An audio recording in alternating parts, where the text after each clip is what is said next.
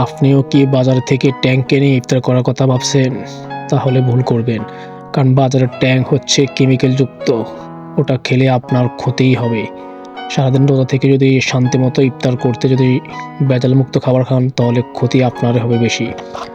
তাই ঘরোয়া পরিবেশে বাজার থেকে ফল কিনে অবশ্যই আপনি নিজেই ঘরেও জুস তৈরি করে নিতে পারেন। এটা যেরকম 100% হালাল, তেমন ভেজালমুক্ত খাবার অবশ্যই খেতে পারবেন। দেখতে পাচ্ছেন কাঁঠাল, যেটা এখন পাওয়া যাচ্ছে না, তারপরও যদিও পান অনেক দাম। ৬০০ টাকা দিয়ে কাঁঠাল কেনা হচ্ছে। দেখতে পাচ্ছেন ৬০০ টাকার কাঁঠাল, সাথে আছে নানান ধরনের ফল। এই ফল দিয়ে আপনি জুস বানায় খেতে পারেন, ইফতারে ব্যবহার করতে পারেন। ইনশাল্লাহ খেয়ে দেখবেন যে সেরকম একটা টেস্ট।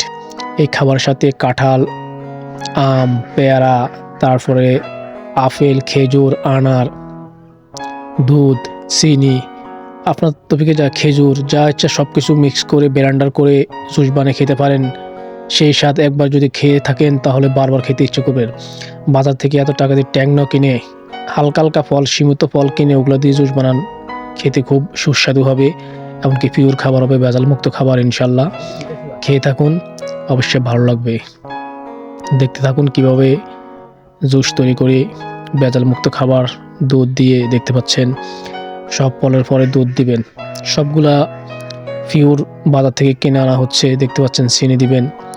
বাজারের ট্যাঙ্গে অনেক ভেজাল, ওটা একমাত্র যারা তৈরি করে তারাই জানে। এটা যেহেতু আপনি নিজে ফলগুলো কিনে আনে আপনি তৈরি করবেন, অবশ্যই আপনি বুঝবেন কীরকম।